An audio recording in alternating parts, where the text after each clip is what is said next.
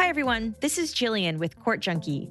Court Junkie is a true crime podcast that covers court cases and criminal trials using audio clips and interviews with people close to the cases.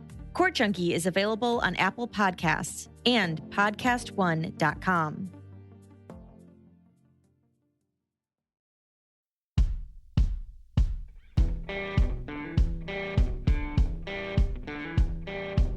I'm Brett. And I'm Alice. And we are the prosecutors.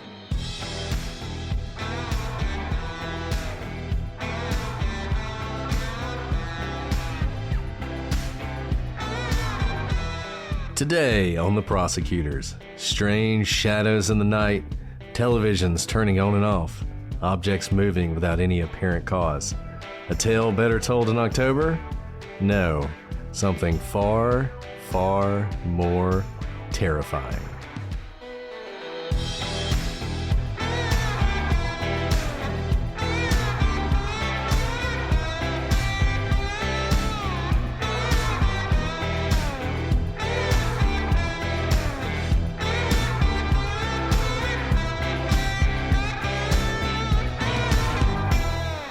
Hello, everybody, and welcome to this episode of The Prosecutors. I'm Brett, and I'm joined, as always, by my peachy co-host, Alice.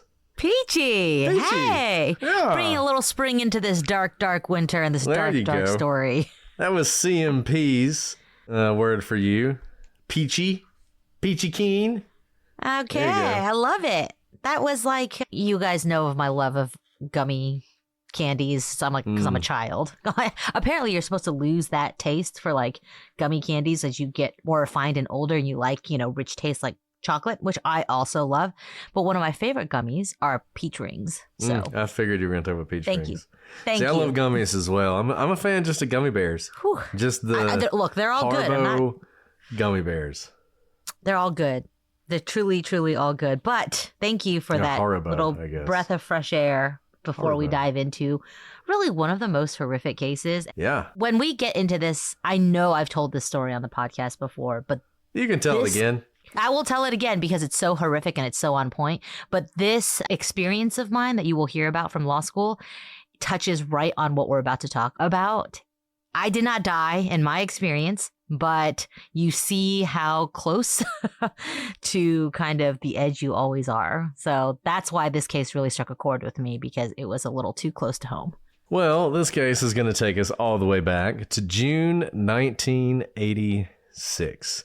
So Frank Bowen and his daughters, Tina and Karen, they began to notice some strange happenings at their home in Pepperell, Massachusetts. So it started out innocuous enough. Strange sounds throughout the evening, human-shaped shadows on the wall, which doesn't seem innocuous to me, by the way. Maybe innocuous wasn't the right word to use there. And someone repeatedly ding-dong ditching the home. But things only got stranger. Tina and Karen would pour a glass of milk and then find that it had been drank before they were even able to take a sip. The channels on the TV would change without the family members touching any sort of remote control or the television itself. Food and personal belongings began to go missing. Now, this was weird, obviously. I've never experienced anything like this, but Frank, he was skeptical when his daughters came and told him about all these strange things that were happening. And I have a deal with my wife, because the one thing I've noticed about horror movies and horror novels and everything else is the significant other never believes it. They always doubt. And it always turns out that they're right. And then, you know, the other person's telling them, hey, this is happening, this strange thing's happening. And they're always like, oh, Susanna, it's fine. I'm sure it's nothing. It's all in your head. And then sure enough, it turns out it's like, you know, either the house is haunted by some ancient evil or some serial killers after them or whatever. And if only they'd listened, they could have saved everybody. And usually the husband or wife who doesn't believe is one of the people who ends up dead. So anyway, so I have to deal with my wife. Always believe. If I ever tell you, you know, this crazy weird thing's happening, you have to believe it. So hopefully she'll stick to that. Anyways, but Dad, he is skeptical. He does not believe. He hears his daughters telling him this, and he thinks that they are still having a hard time coping with the death of their mother, who had died only a year prior. And this is perfectly logical. I can imagine thinking something like this. And that's what he's saying. He's like, these weird things, they're all in the girls' heads. Everybody processes grief differently. They're obviously doing that. They've suffered this tragedy. So I'm going to let them I'm going to indulge these fantasies they have, but there's nothing to it. But things continued to escalate. One day, the phone lines to the house were cut. And at this point, it became clear that something was really wrong. And the Bowens began to consider selling their home. Yeah, this is already starting out like a horror movie. It sounds like The Haunting. It sounds like something just horrifically wrong. And it's gotten so bad that they're even thinking about leaving. So let's walk through what exactly they were experiencing. December 8th, 1986. At 5:30 p.m., Tina and her sister Karen and their friend Kathleen and their father Frank all arrive home. But when they pull up, they immediately notice that the things in their house are not as they left it. The lights were all turned on, and strangely enough, as if out of a horror movie, all the radios and TVs were turned on in the home, so there was sound blaring. This was not something they had done. Now, Frank Bowen was immediately suspicious. Good man. Finally, Dad. Finally. You had to have all the things turned on. And so he starts looking cautiously inside each room. I just have to say, if I roll up to my house and the lights were previously off and now they're on and it used to be silent and now things are blaring, I'm not going to go check what's happening. I don't want to find a ghost. I don't want to find a zombie. I don't want to find a serial killer. So just so you know, if that's the way you plan on killing me, bad choice, because I'm just going to run away. That's not Frank, though. Frank is there with 3 young girls that he's in charge of, and he begins doing what we see in a lot of movies. He walks around slowly, and he opens door after door. You do that because you expect to find something, right? Well, while he's doing this, he noticed that more things in the house are out of place. He notices, for example, that the basement toilet had been used. Okay, so maybe we're stepping outside the realm of not ghosts, because ghosts, as I understand it, don't need to use the restroom. So Frank continues scanning the house, and he opens a closet towards the front of the house, and staring right back at him, this man was wearing a furry coat with his face painted and his hair sticking straight up. I guess this is exactly what you expect to see if you are cautiously going through your home where it's clear that someone has been through it. And one of the most horrifying things is facing him. Because not only is it a seemingly crazy person, it's a crazy person who's armed with a hatchet and a wrench that can do some serious harm. You're talking about something straight out of a horror movie. I mean, it's not just there's somebody in the house, but like the face painted and the hair sticking straight up. I mean, I don't know. Like, you talk about terrifying. I think I would just have a heart attack right there. I would just have a heart attack and drop dead. And I wouldn't, I mean... Can you imagine? No, I really actually can't imagine. You know, we've talked about the murder committed by the clown who rings the doorbell. And right. I told you that if a clown rang my doorbell, I would run. You know, right. Probably because of that story, but also here. This is horrifying on so many levels because this is clearly not just a home intrusion. You know, the turning the lights on, turning the radios on, being there long enough to have to use the bathroom. This means someone's been there for a while and they're lying in wait, basically expecting, if not leaving, a Hansel and Gretel-like trail of breadcrumbs to be found. And that's exactly what happens. He's found, and he's not done yet. I gotta say, not to keep interrupting, but you made a good point earlier, and I just want to emphasize it. What exactly did Frank think he was going to find? Like, how did he think this was going to end? Like a bunny? Yeah, like a cute little bunny? Like, way. Girls, the bunny just accidentally switched on all the lights and hit all the buttons to play the radios. Like, you open enough doors, eventually you're going to find something behind one. And this is about as horrifying as it could be. But no matter what you found, it would not be a good thing. I mean... Could I also point out one other thing? Let's say he didn't find anything. Let's say he opened every single door and he finds nothing.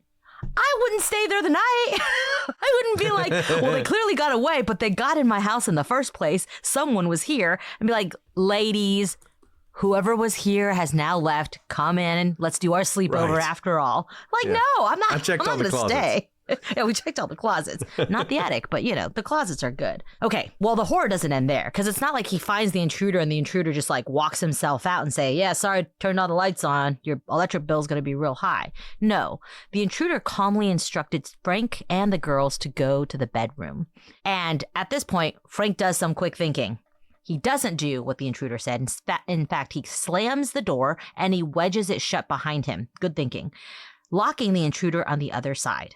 So while he does this, that's about as far as his plan went. Because as soon as he locks him in, he's like, well, now I have an intruder who has a hatchet. So, hatchet versus door. Hatchet will eventually win. He has to come up with a plan. And while he's trying to come up with a plan, Tina Bowen panics and does what I was going to do. She jumps out the window and she runs as fast as she can to the neighbor's house to report what's going on. Thank goodness, by the way, Tina. Way to go, Tina. Because otherwise, help wasn't going to be on the way. Tina has the gift of fear. I have the gift of fear as well. Tina knows when it's time. There's a time to plan and there's a time to jump out the window. And this was a time to jump out the window. So can I also say she didn't take anyone with her? I know. Hey, like my dad and sister. Yeah. Well, also this is an every man for himself situation. If a man with a hatchet's in my closet, I would say all four of you scatter.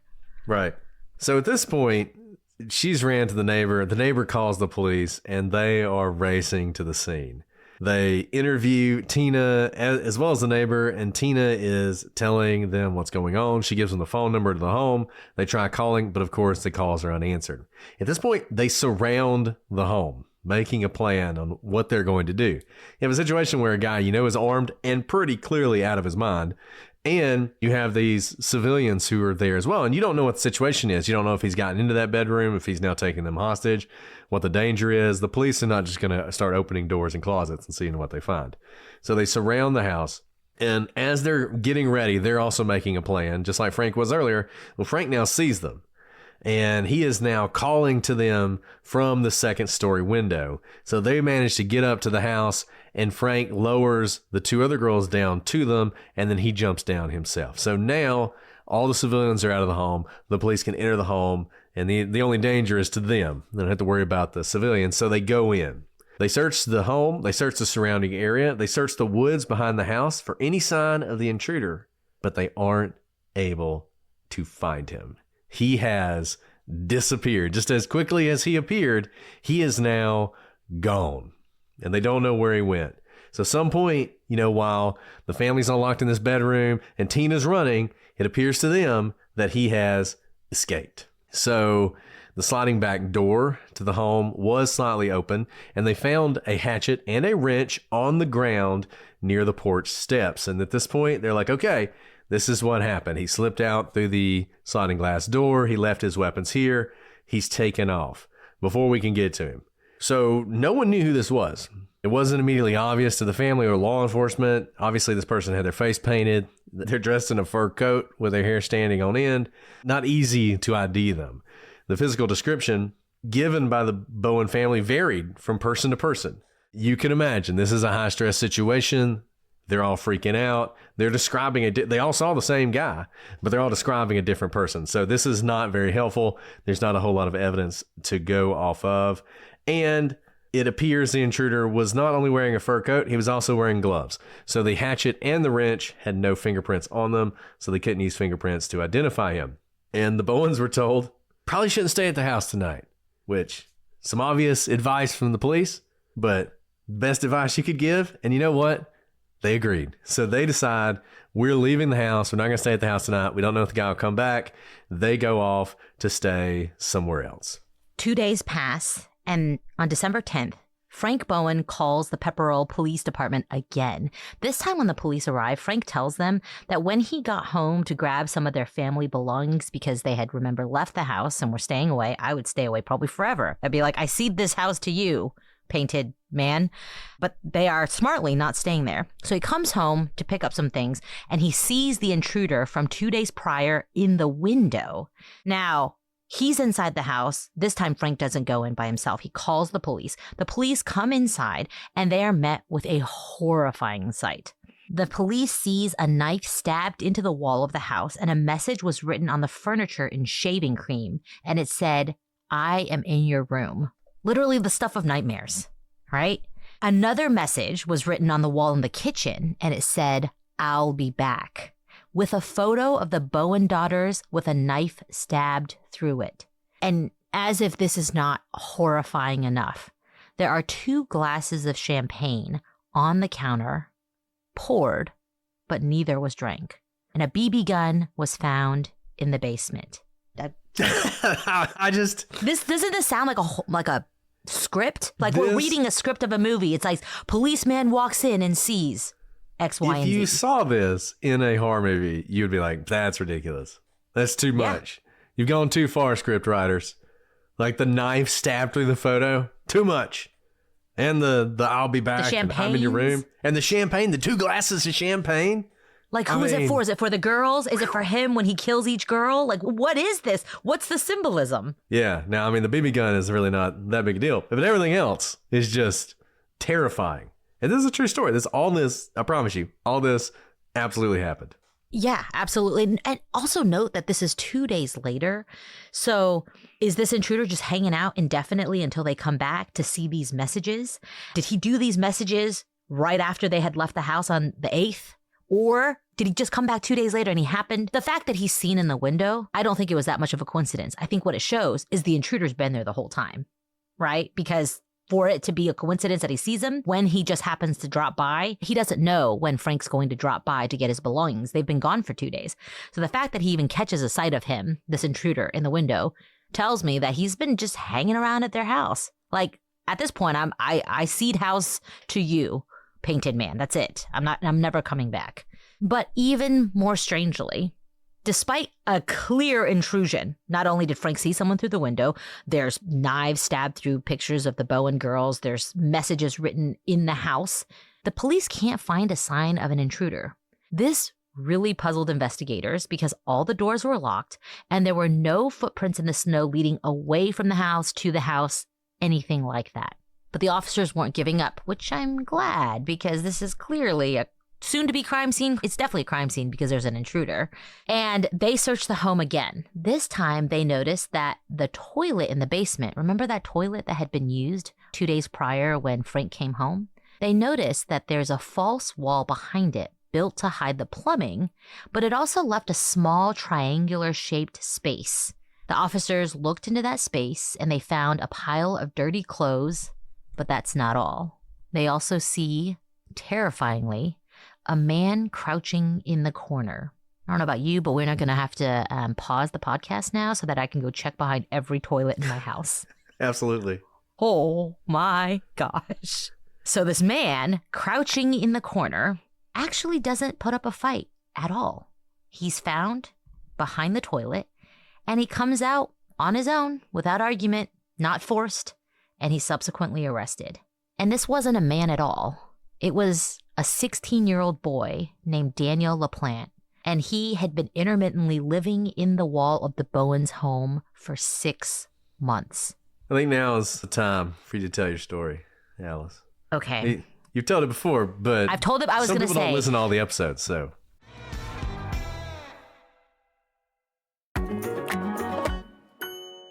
When was the last time you needed to go to the doctor, but you pushed it off? Made the excuse, I'm too busy, it'll heal on its own, I don't need help. I think we've all been there. Booking a doctor's appointment can just feel so daunting. But thanks to ZocDoc, there's no reason to delay. They make it so easy to find and book a doctor who's right for you. ZocDoc is a free app and website where you can search and compare high-quality in-network doctors and click to instantly book an appointment. We're talking about booking in-network appointments with more than 100,000 doctors across every specialty, from mental health to dental health, primary care to urgent care, and more. And you can filter for doctors who take your insurance, are located nearby, are a good fit for any medical need you may have, and are highly rated by verified patients. Appointments made through ZocDoc also happen fast, typically within just 24 to 72 hours of booking. You can even score same-day appointments. I use this, and you should too. Stop putting off those doctor appointments and go to ZocDoc.com/prosecutors to find and instantly book a top-rated doctor today. That's ZocDoc.com/prosecutors. ZocDoc.com/prosecutors.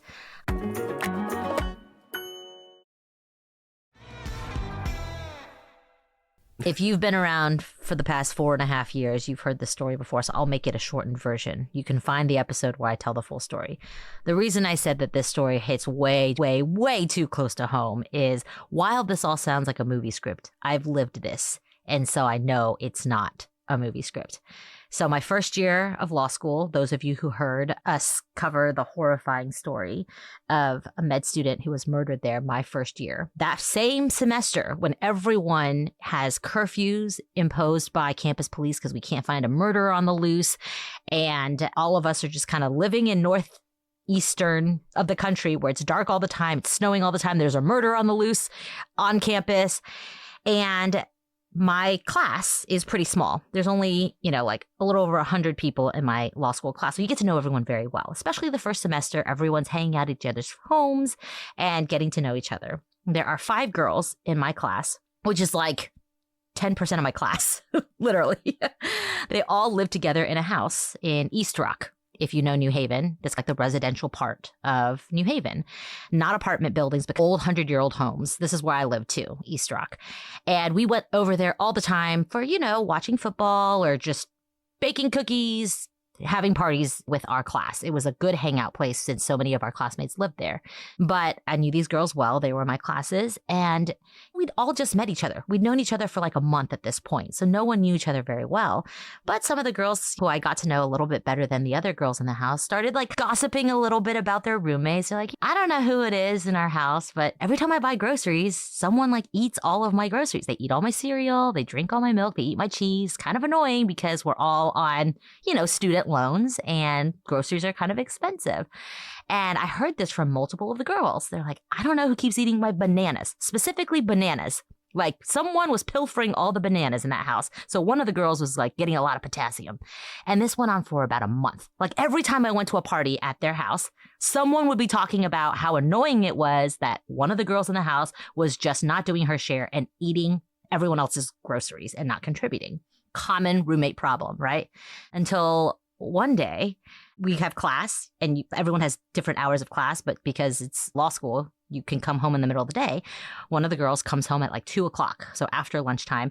And yet again, she kind of sees like crumbs all over the kitchen and someone's eaten lunch and just like left it there, which is annoying because we have a lot of rats and vermin problem in New Haven. And she hears something in the basement, but there's no rooms in the basement. Like it's just an unfinished basement. No one's down there. No bedrooms are down there. And she hears something and it's pretty loud. And so she kind of walks down there and she doesn't see anything because the lights don't work, of course. She comes back up, whatever. She goes to class. Another day, another roommate comes home and she hears something too. She's like, who's down there? That's really weird. Like none of us hang out down there. There's nothing down there. So she walks downstairs, looks around, nothing there either. Very, very brave, shall I say. They are not like me. Fast forward like another month. This is still in the first semester. They start having like a powwow we need to have a house meeting. Whoever is like just leaving the kitchen filthy and eating everyone's food, you got to stop. If we're going to live together the whole year, like let's just put it out in the open. And they all were like, wait, someone's eating your food? And all 5 of them realized that all of them had food that was being eaten and it was none of them. And they think they can trust each other. They don't know. But they start seeing like trash just littered all over their house. And it was like a man was using it. It wasn't like a woman's stuff. And so they start investigating and they finally call the police. And what would you know? Someone had been living in their basement, a squatter, a man in his 20s. We call him townies. He was not a student. He lived in town. And he'd been living in the basement for like years because this house was rented out to students every year. So it turned over every single year. And there was no like continuity where you would figure out that someone was living down there. And he had been squatting for who knows how long and showered in their showers, used their bath products, ate all their food. I mean, went through their stuff because they would talk about how their drawers, like their underwear drawers, someone had sifted through them, which is kind of disconcerting. They just thought their roommates were looking for something. And this man just helped himself. And he slept there with 5 other girls and none of them were murdered by the freaking grace of God. So that happened my first semester alongside the murder. So I'm not cool with this story. Yeah, I mean, there's pretty much nothing more invasive than someone being in your house, digging through your stuff, eating your food. You're talking about losing any sense of security. You just want to lock yourself in a closet with a gun all the time. And like you said, I mean, it's fortunate that nothing happened to those girls. And it's fortunate that nothing happened in this case. I mean, obviously he had a hatchet at one point. And as we're going to see, it's certainly, they are very lucky. I mean, this is a terrible story. We probably wouldn't be doing this story if this was as fascinating as this is. It's only going to get worse. So the police obviously were very interested in why is this guy doing this?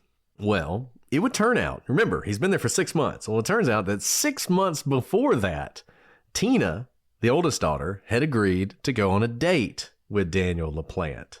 Now, she did not like him. They did not hit it off. Tina has a good sense for a crazy person sitting across from her, apparently. He gave her really bad vibes, rubbed her the wrong way, and he was very fixated on her mother's death. So they only went on one date. This was one date and done. But that was enough for Daniel. At that point, he became absolutely obsessed.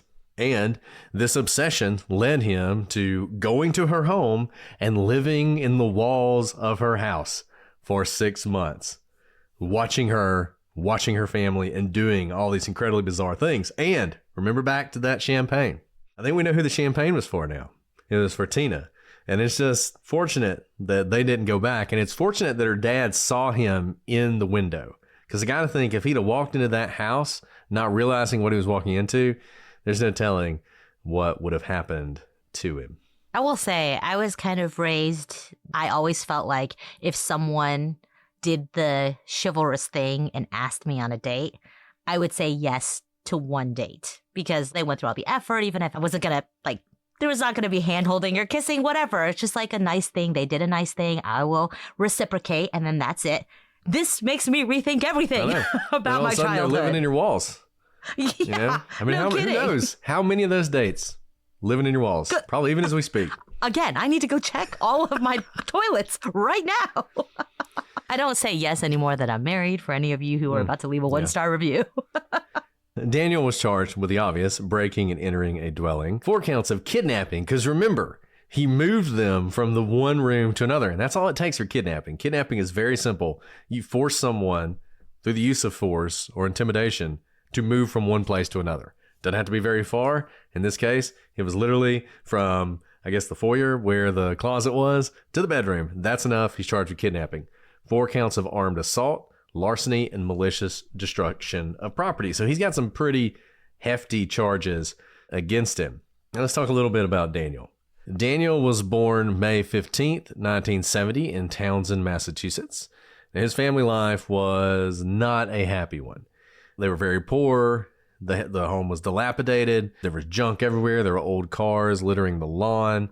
And Daniel would later claim that he was sexually and psychologically abused by several people in his life, including his father and his psychiatrist who he had gone to attempt to deal with some of these issues. That person took advantage of him and also abused him. School was no better for him. He attended St. Bernard's High School in Fitchburg, Massachusetts. He was described there as a loner and not particularly friendly. By the age of 15, he had turned to criminal behavior, and he began to break into various neighbors' homes, steal valuables, and sell them just to get by. Now, he is pretty young, and because of his young age, he is held in a juvenile detention center leading up to his trial. But about 10 months after his arrest, the case was transferred from juvenile court to Lowell Superior Court. And I guess the intention was they're going to treat him more like he's an adult.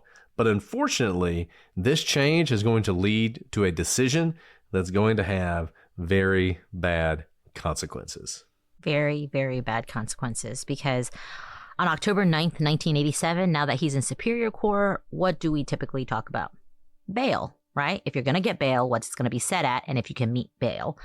And this judge decides, probably not in small part, that Daniel's relatively young at this point. He was very young when all these things happened.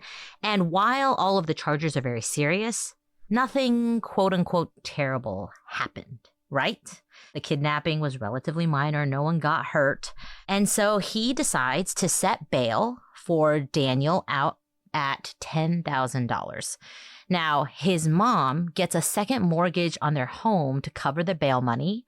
And as a result, because he's made bail, Daniel is released on October 9th, 1987. Now, when you're out on bail, it means you are out pending your next hearing. So he's expected back in court a couple months later on December 11th, 1987. I think you already know where this is going. Things are going to happen before December 11th. October 14th, 1987, just about 5 days after he's released on bail, sometime between noon and 2:15 p.m., Daniel breaks into the home of the Pindell family located at 38 Elm Street, Pepperell, Massachusetts. While in their home, he steals 2 Ruger .22 caliber guns and their holsters, as well as a large sum of cash. So this is getting serious. He, first of all, breaks into a home and now is stealing cash and guns. Before, he just had a hatchet. Now we have a gun. 3 weeks later, Daniel's stepfather locates one of the stolen guns in Daniel's laundry basket. Now, when confronted about this, Daniel claims that he'd actually gotten this gun a year prior when he came upon it. He doesn't confess that he has just stolen this gun. And his parents just, I guess, believe him because they don't find a second gun and they kind of leave it there. I feel like Daniel didn't have a whole lot of structure, family attention. Yeah. Like if you found your child's gun in their dirty laundry basket, even if you told me you got it a year earlier, still stolen, still not your gun, still why do you have a gun and why are you hiding it? And you're on bond. You definitely can't have a gun. Like there's lots of red flags. A lot of red flags going up. But unfortunately, as Alice said, they found one gun. They didn't know about the other one. And they didn't find the other one. So Daniel still has a gun. Fast forward to November 16th, 1987. So we're now at a point less than a month after he's been released on bail. He takes that gun and he breaks into the home of Andrew and Priscilla Gustafson. While he's there, he steals multiple items from the house, including a cordless telephone, 2 cable television boxes, a cable television remote, and some coins from a Liberty silver dollar collection. Now, this is pretty much a continuation of what he's done in the past. The living in the walls of the home was a little bit of an aberration. He has been someone who has broken into houses. He has been someone who has stolen from houses. One problem with burglary is a lot of times we don't take it as seriously as we should. It's seen as sort of a low-level crime, even though if you've ever been burglarized, you know how just invasive, that is. I mean, the fact someone breaking into your house, it's not as bad as someone living in your house, but it's pretty awful. But we don't really take it that seriously. A lot of times, though, burglars are the people who eventually elevate to worse crimes. And we're going to see that here. Yeah, and based on what he's stealing so far, it seems like pretty common burglary items, right? Like it seems like he's truly burglarizing these homes to steal things of value. Gun, valuable. Large sum of cash, valuable. At this point in the 1980s, if you watch Saved by the Bell, a cordless phone is a very coveted item. Cable boxes, things that he can basically sell and make some money off of. So he's taking things of value. This is important because we've covered other types of cases where something goes horribly wrong. And we note that, for example, the Oconee Lake murders, we note that while someone has clearly come into the home, there's nothing seemingly of value missing. And that's important because what's the purpose of them coming in? Was it to commit an act of violence or was it to steal? So far, what we see of him taking seems to point him in the direction of breaking in for the purposes of taking things of value so that he can, continue to live his life of leisure without having to work. And you have to imagine as Daniel was walking around the Gustafson house that he recognized that their family could not have been more different than his own. They were living a happy life in Townsend. Andrew and Priscilla were happily married. They had 2 children together, Abigail, who was 7, and William, who was 5, and Priscilla was newly pregnant with their 3rd child. Andrew worked in real estate, and Priscilla was a preschool teacher at the Townsend Cooperative Preschool. The family was well-liked and very friendly. Pillars of the community, pretty much the perfect family. Everything you could want in life, they had. Daniel, he leaves the home He takes some of the stolen items and he ends up hiding them in his brother Steven's tool cabinet. So this brings us to late November. He's been out for almost 2 months at this point. Daniel asks his brother Stephen LaPlante and his friend Michael Pulaski for some bullets. Now, he claims he just wanted to make a large bullet from all these smaller bullets to sell. Which is the dumbest thing I've ever heard, by the way. You know, it's not typically how it works, by the way. You don't usually make your own bullets, and like a bigger bullet isn't more valuable than smaller bullets. You just, look, he's out on bail for a pretty horrific crime of, kidnapping by hatchet and continually, living in someone's home, these sorts of things. And he's been found with a stolen gun that he claims is not, illicit or whatever. And then he asked for a bunch of bullets, but he's like, don't worry, I'm not going to do anything. I'm just going to melt them down and make one big bullet. So his friend, Michael Pulaski, gives him a number of .22 caliber bullets from a carton that he owned. I guess not asking questions about it. On December 1st, 1987, Daniel LaPlante breaks into the Gustafson home for a second time.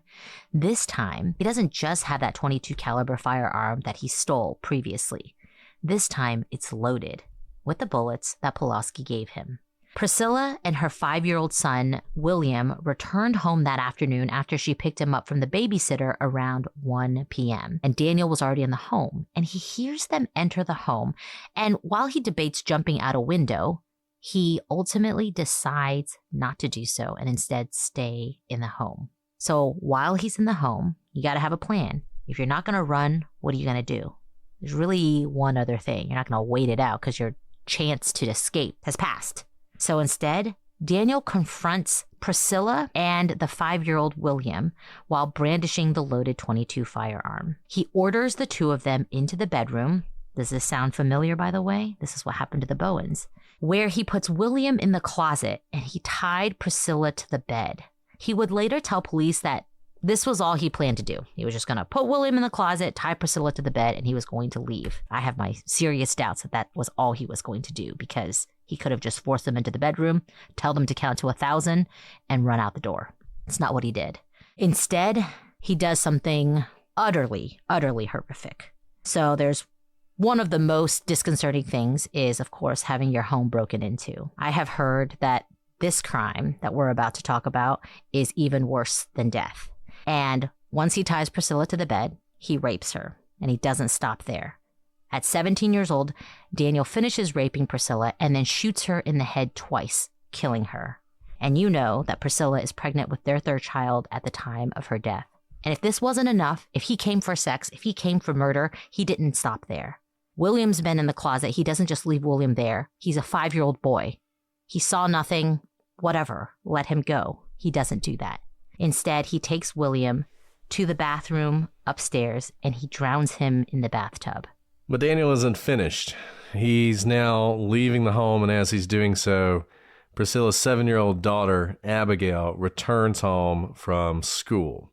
He coerces Abigail into the downstairs bathroom where he drowns her too. She fought back, and she suffered blunt force trauma when this occurred. So then he returns home, and he attends his niece's birthday party as if nothing ever happened.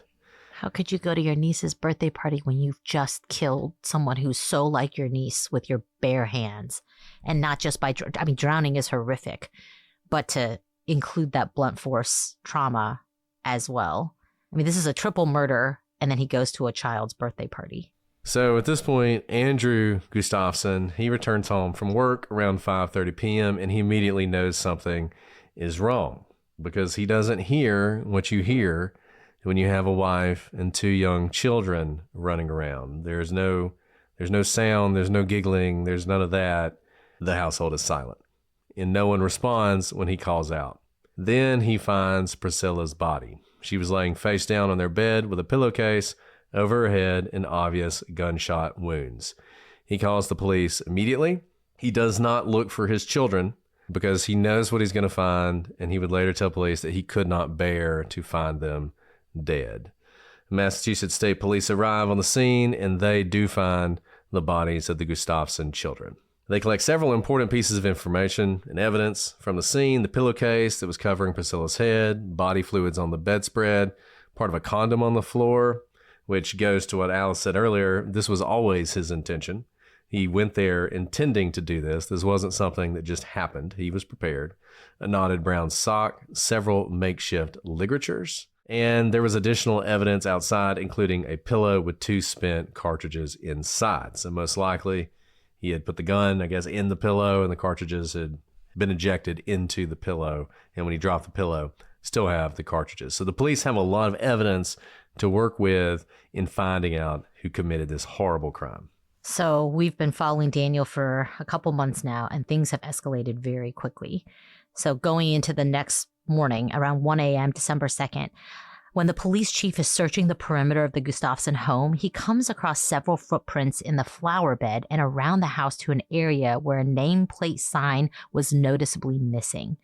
They bring in tracking dogs, and they use the scent from that pillow found at the scene to look for Daniel. These dogs immediately catch a scent and they take off running towards the woods, but they lose the scent at a creek, which often happens when you introduce water. So that afternoon, in the same day, another tracking dog is brought in, and just like before, he takes off running into the woods. The dog leads law enforcement into a pile of clothing and other items on the ground, and the dog finds a blue and white flannel shirt wrapped around a pair of soaking wet work gloves and a nameplate bearing the Gustafson name, just like what was missing from the home. This is really dark in a lot of ways, right? He has inflicted the worst kind of evil onto this family, annihilated an entire family, and left the head of the household, the man, with no wife and no children. And devastatingly, his unborn child is gone as well. And he takes their family plate.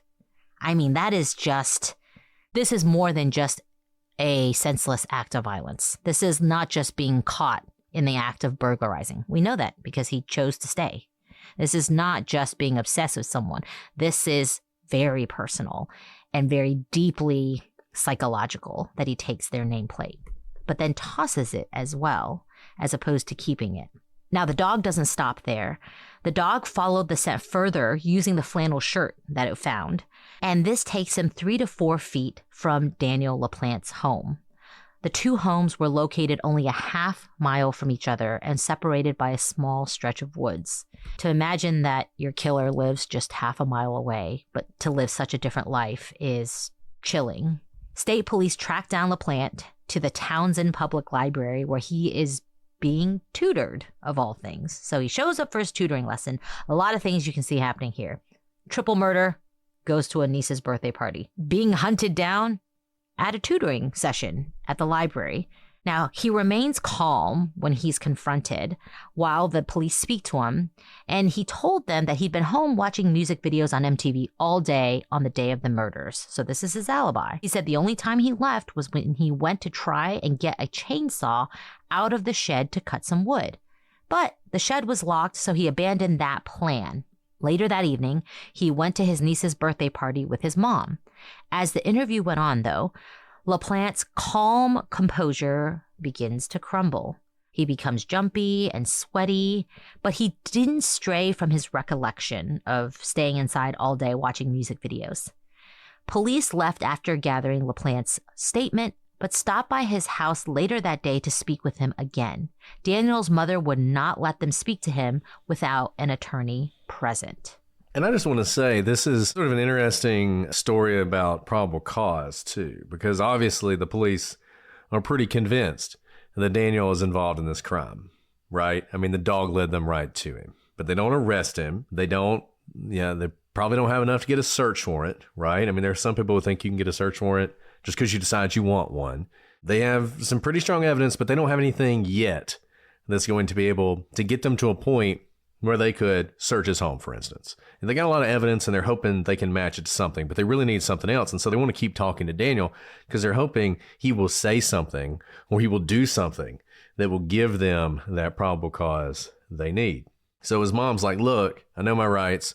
I know my son's rights. He's a minor. So really, even talking to him at the library was probably a little bit of but They get down there and mom's like, no, without an attorney, you're not going to talk to him again. Well, they come back a third time. They're hoping, third time's a charm, right? So they stop by the residence one more time to try and get him to speak with them. And when they knock on the door, they see Daniel jump off the back deck and run into the woods. So there you go. Boom. Consciousness of guilt. Yes, consciousness of guilt. Now you got that extra line you need to put in the search warrant. And that's what they do. They see this incredibly suspicious behavior. They immediately go back to the magistrate. They put everything they have. They add the fact that he ran, and they get a search warrant for the LaPlante family home. And the evidence they find inside the home is damning. There are bullet casings that match the stolen gun, which was used to kill Priscilla. And there are bullets. They find the bullets, which are the same type of bullets used to kill Priscilla, with some more bullet casings as well, that they're going to be able to match to the gun and to the murder. They also find a cordless phone and a cable box, which match the one stolen from the Gustafson home in November. At this point, the warrant is issued for the arrest of Daniel LaPlante for 3 counts of first-degree murder, and a manhunt was underway.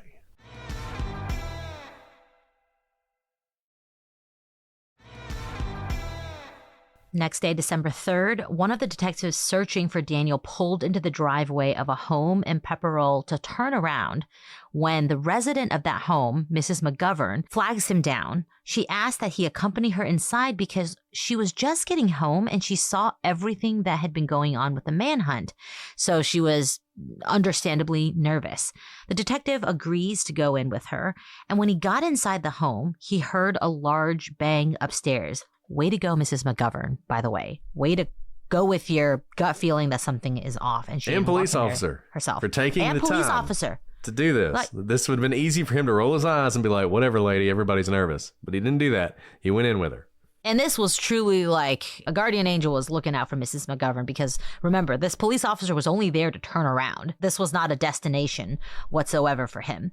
So after hearing this large bang, the detective entered the upstairs and he saw a shotgun leaning against the wall. And this time he also sees someone escaping from the window. The person escaping was Daniel, but he had gotten away and managed to steal yet another gun. This is not the last that the Pepperell residents will be terrorized because another Pepperell resident, Jonathan Lang, called the police to inform them that Daniel tried to get him to open the door so Daniel could enter the residence, but he smartly refused to do so. Shortly following this manhunt is getting very hot. At this point, Pamela Michaela arrived home to find Daniel LaPlante inside with a gun. Like, Daniel is not taking a chill pill and hiding out. He is like going from home to home to home. I truly believe that this would have just been a massive killing spree if he's not stopped. This is the trajectory of what's happening so far. So when Pamela gets home, sees Daniel with a gun, Daniel told her that he needed her to drive him to Fitchburg because he only had, this is like, we're not going to laugh because this is horrible. He only has a learner's permit. Really, he commits like these massive murders and he's like, I can't drive. I can't break the law. I only have a learner's permit. What? I just, this is the thing. We talk about this sometimes. These criminals, the weirdest stuff. Like, this is the kind of thing that if this weren't so cut and dry, like some innocent person would be like, obviously, Daniel didn't do it. He wouldn't even drive without a learner's permit. What kind of murderer is concerned about a learner's permit? I mean, this is clear evidence that he is not someone who would do something like this. No, this is exactly the kind of just bizarre behavior that you see all the time. And it just blows your mind. The only thing I can think of, because this is so ridiculous, and you're right, you do see this sometimes where they're like, well, gotta stop at the red light. I'm like, really? You already murdered all these people. A manhunt's after you. You're gonna stop at the red light? Like, that's where you draw the line for breaking the law? I bet what actually happened, because remember, Daniel is still a 17-year-old boy who probably has some pride. I bet you he doesn't even have a learner's permit. I bet you he doesn't know how to drive. That's the problem. So he can't get himself anywhere, or he knows he's gonna get behind a wheel and he's gonna be swerving all over the place because, honestly, the adults in his life kind of stink. I bet no one's taught him how to drive. So I will give him that much. I think he definitely told Pamela, I have a learner's permit. But I think the problem is he can't get away without someone to help him. And so what is Pamela to do? There's this crazed person with a gun and says, you need to drive me somewhere. She agrees to drive him. But when she saw her uncle while she was driving, she jumps out of the car. Smart. You should do this. If you are held hostage in a car situation and you have the opportunity to jump out of the car, do it, because you don't want to be taken to a remote location and have terrible things happen to you. Now, thank goodness her uncle was there. So her uncle brings Pamela home and contacts the police. Daniel continued on in Pamela's orange van until he was eventually found and arrested in a lumber yard in Ayer. So Daniel was found hiding in a dumpster, and he was taken into custody and booked. Can I just say, after what a string, clearly there was no plan, right? These triple murders, this manhunt, and ultimately there's no standoff. He's just hiding in a dumpster. And he's taken into custody and booked into jail. He had a gun in his underwear and a bullet in his sneaker. I think he was ready for a standoff if forced into one. But what a horrific couple of days before they stopped him. So at this point, Daniel's going to plead not guilty to all counts of first-degree murder, and he was ordered to undergo 20 days of psychiatric evaluation at Bridgewater State Hospital, which I would expect. I mean, at this point, he's either an absolute monster or he's out of his mind. I think is basically what people are thinking. We need to figure that out. Is he even competent to stand trial is going to be a question that's going to happen in this case. So police obtained a second search warrant for his home. Later on, his brother, Stephen LaPlante, and friend Michael Pulowski, they would find the murder weapon in the glove compartment of an abandoned vehicle on Daniel's property. Remember, there's all those cars, and this is pretty clearly what the second search warrant was for. They were looking for that murder weapon. They couldn't quite find the murder weapon. Well, they eventually do find it. He has hidden it in the glove compartment. And I just want to say, this goes to, we talk about the insanity defense. He thought this through. He planned for the murder, and he's attempting to cover it up by hiding the gun. I think that would be something that was important.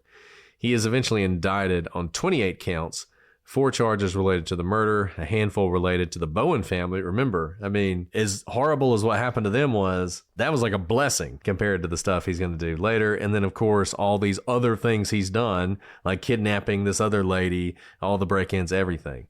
And a judge ruled he would have to be tried for the murders first. That's not that unusual, because if you try somebody for triple homicide, if you find him guilty of that, you're probably just going to go ahead and find him guilty of breaking and entering. Probably not even going to really think about that if you're the jury.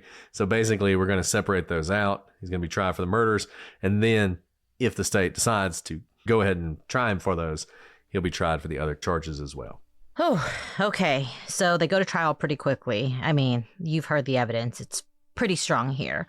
Daniel's trial begins in October of 1988, and at this point he's 18 years old and he's being tried as an adult. And frankly, his crimes are so serious that I could see a judge would say he'd be tried as an adult even if he were 17. The prosecution laid out the evidence to the jury. Hair, blood, and saliva samples were all obtained from Daniel, and Daniel was determined to be a type A secretor, which matched the evidence on the scene.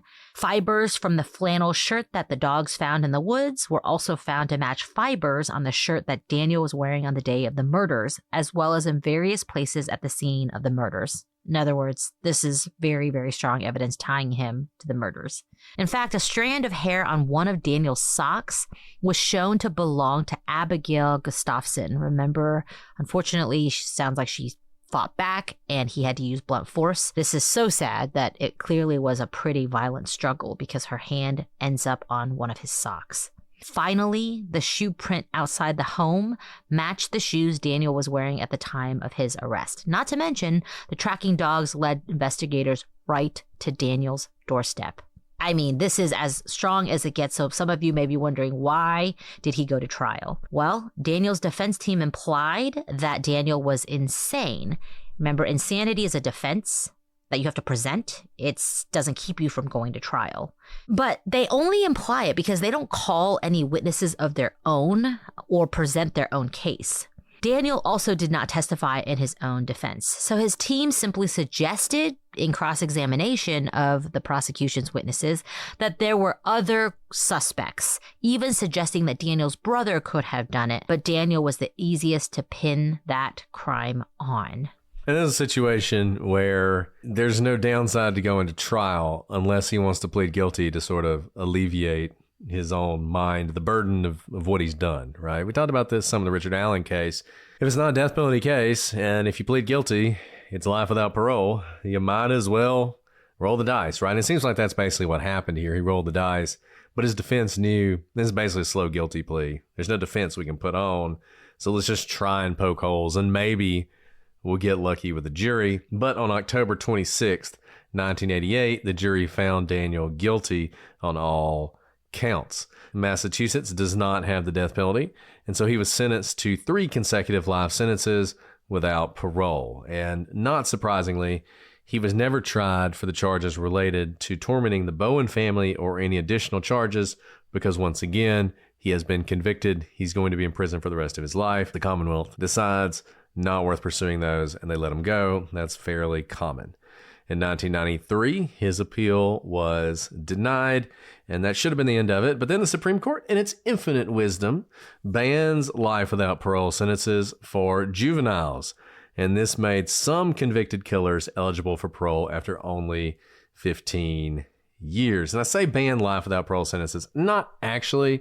They banned automatic life without parole sentences. So basically, you had to conduct some sort of, there has to be some showing that this is a particularly egregious crime that's worthy of a life without parole for a juvenile. Juveniles can get life without parole, but it's not automatic in the way it would be for an adult. So that's what happens for LaPlante. Basically, his sentence gets a second look. And on March 23rd, 2017, Middlesex Superior Court Judge Helene Kazanjian formally resentenced LaPlante to the maximum possible punishment. 3 consecutive life sentences with the opportunity for parole after 45 years from the date of his conviction. So what this just means is they had to relook at the sentence. It wasn't automatic, and it's still just as horrific as the day he was convicted. So he gets the same sentence, but he is able to get parole after 45 years. Now, this was partially based on a forensic psychiatrist evaluation of LaPlante, which found that he was not remorseful for his crimes. I would say not remorseful and just the horrificness of all of this. Like, there was so little regard for life that he would have, I think, kept on killing if given the opportunity. And the only reason he hasn't killed again is that the manhunt ensued immediately after, and he was basically apprehended just days after the murders happened. In March of 2019, LaPlante's attorneys first appealed Daniel's case for early parole eligibility in March, citing previous court rulings that say juveniles convicted of murder should be given a meaningful opportunity to re-engage with society. In this case, I think Daniel's re-engagement with society would probably be in the form of committing more murders, but his attorneys cited the change in state law that allows juveniles convicted of murder with extreme cruelty and atrocity to ask for parole after they've been behind bars for a minimum of 30 years. Again, the whole not remorseful thing, we're not talking about someone who's like 12. He was really on the cusp of 18. He was already out on bond at the time. He was stealing guns. His crime is truly not one that really draws on the sympathy strings of someone's heart. And look, I believe in parole, but can we start prioritizing victims and protecting society and not, like, why do you have a law specifically cites crimes of extreme cruelty and atrocity as ones you're going to allow a parole on? Extreme cruelty and atrocity should be the ones that don't get parole. Those should be the people who die in prison. That's what should happen to Daniel. He should die in prison. But, whatever. They're citing this law. Fortunately, and I think this speaks to just how horrible Daniel's crimes were, that the Massachusetts Supreme Judicial Court, which is not exactly known to be tough on crime, pretty pro criminal defendant. Pretty pro, however you want to put that. They are it.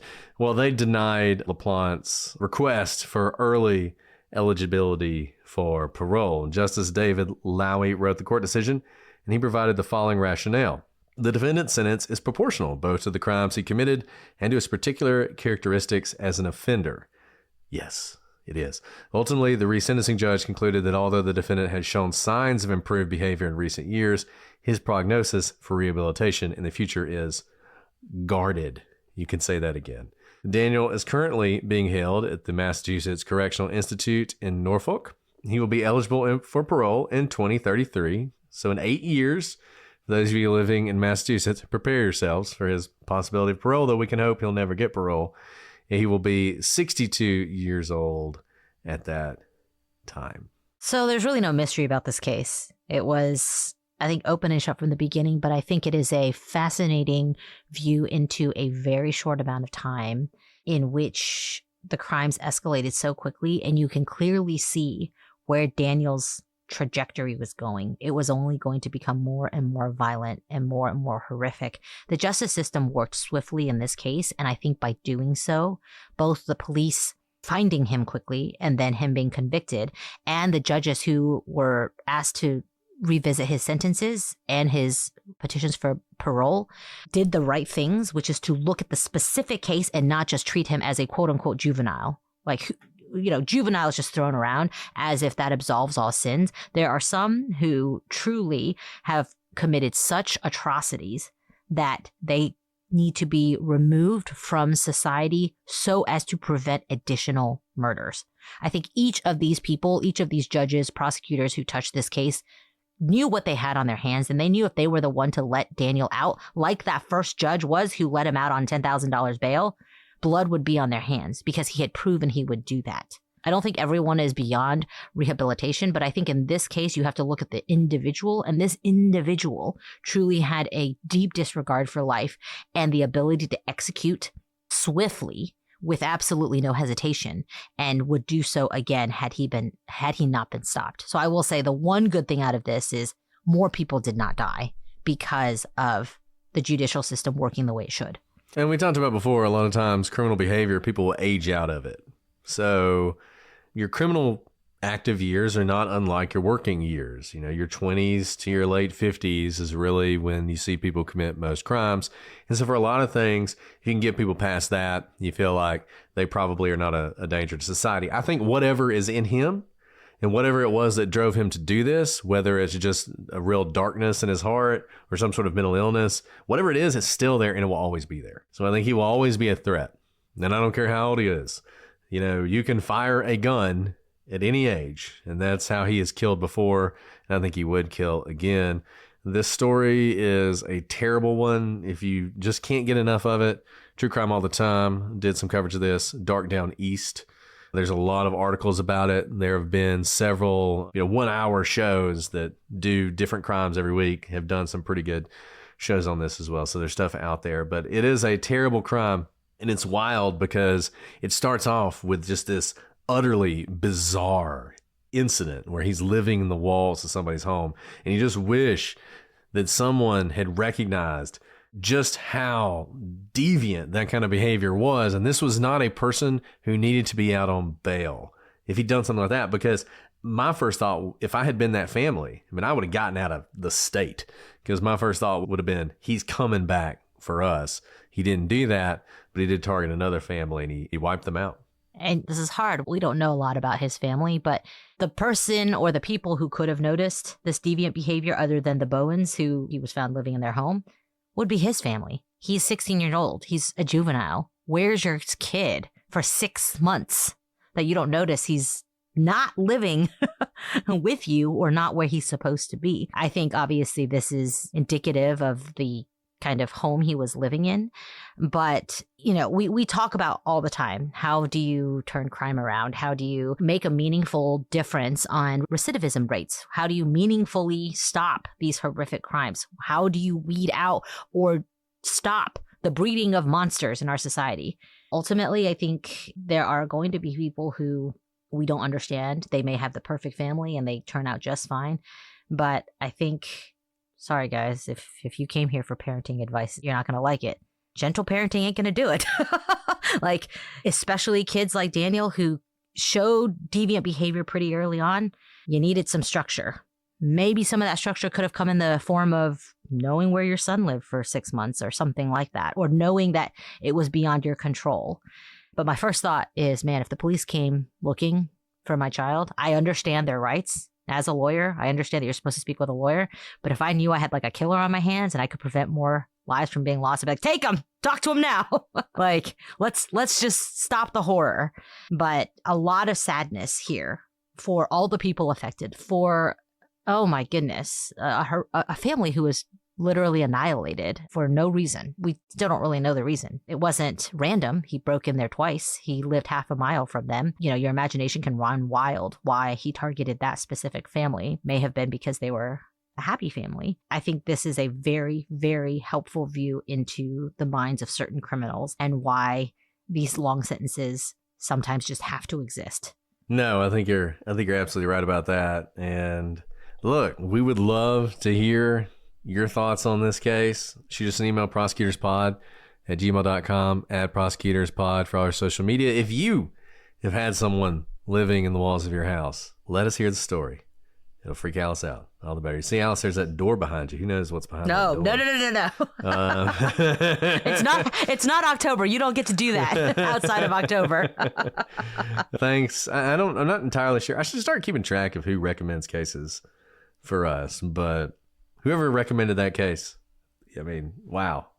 That one what a case. Is a dark one. Alice, do you have a second or you need to go? I don't want to keep you if you need to go. Yeah, sure. Let's answer a question. Well, I'm going to do something slightly different today. So you guys probably recall the William Aylis episode we did at the end of last year. We got like a really incredible response to that episode. And one thing that we got was a lot of people who sent their own stories into us. And we're fine with us sharing them with you because they wanted more people who have been victimized, who've been victims, to know that they're not alone and that it is possible to get justice. So we have several of these, but I was going to read one of those emails we received to you guys. And obviously I won't name the person, but this person says, I saw your comment on the post about the above episode, the Aylis episode, and I wanted to reach out because I have a story I want to share. I'm in the UK, so parts of it will be different to how things work in the US, but having spent the last 8 months going through a police investigation into events that happened over 25 years ago, I have things I'd like to share. It's a really common story in that it involves a teacher, and the rest I expect you can guess. The file has just been given to the Crown prosecutor to decide if charges can be brought against him. In the period leading up to me deciding to make a report to the police, I searched for stories of people who had done the same and only found one that resulted in a successful prosecution. The journey is an incredibly lonely one at times, and I believe the more stories that are out there, the better, because even if someone doesn't want to make a report, hearing other experiences is so incredibly validating. Just knowing that similar things have happened to other people is powerful and can be helpful in starting to see the level of manipulation, planning, and skill that underpin the crimes themselves. Wishing you both a very Merry Christmas and a joyful and peaceful New Year. So, want to thank that person for sharing that. Want to share it with you because I think what she says is absolutely true. You are not alone. There are other people who've gone through it before, and it is possible to come out the other side and even to find justice. Yeah, thank you to that person for writing, and so many of you for writing your stories, and also those of you who work in the field of child exploitation for giving us your perspective from where you work. Those of you, I know a lot of people probably skipped the William Aylis episode because they didn't want to hear such a horrific story. I will say, for what a horrific subject, it is an incredibly bright light because you are hearing really the story from the perspective of a former victim turned someone who got justice decades later. And you can hear more about this story also on Jason Blair's podcast. He just had an episode come out about the Aylis case as well with an interview. I think you'd really enjoy it. Again, very dark subject, but I think these are important stories to tell because true crime isn't just for, entertainment consumption. It is also to give voice to victims, and many people, sometimes they just need to hear that it's been done before and that it's possible. And I think that's what the Aylis case can really offer you people here. And as people share their stories, we'll be sure to share them with you, and just know that you're not alone. There are people out there who want to help. We want to help, and you can get through this. Okay, guys. Well, this has been a heavy episode, but, that's what y'all come for, I guess. Weirdos. We'll be back next week with a new case. Maybe we'll do like a maybe mystery. Not a child murder. Maybe we'll do a mystery next week. One that doesn't involve child murder. So those of you, next week won't be the West Memphis 3. I'm just going to tell you that. Okay. Well, we'll be back next week with something. Who knows what. But until then, I'm Brett. And I'm Alice. And we are the prosecutors.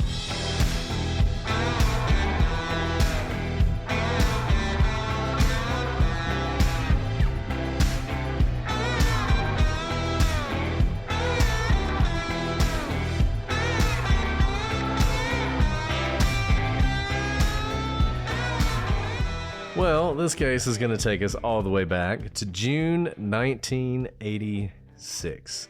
So Frank Bowen and his daughters, Tina and Karen, they began to notice some strange happenings at their home in Pepperell, Massachusetts. Massachusetts. Let me try that again. Some strange happenings at their home. Let me finish laughing first. In Pepperell, Massachusetts. It's like my words just didn't want to come out. It was like the words. It was so good though, Massachusetts. I thought that was like the dialect that Bostonians do, and you were like trying to be all Bostonian.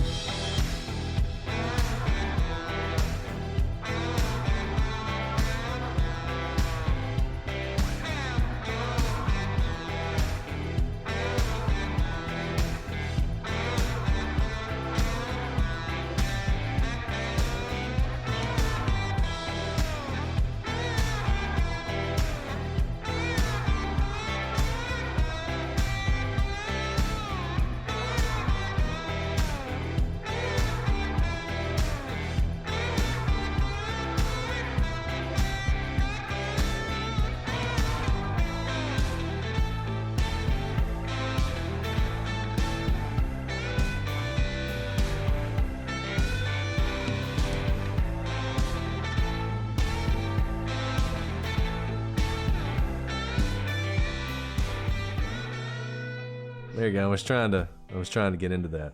You know, I'm trying to just put on my Boston, but that's probably not. It's always nice to go back to Massachusetts. I am very happy. Somebody asked if I was using peachy because we're going to Georgia. You're the one whose the words connect. I'm story. sorry. I'm the punerific one. My words are actually about you. They're not about the case.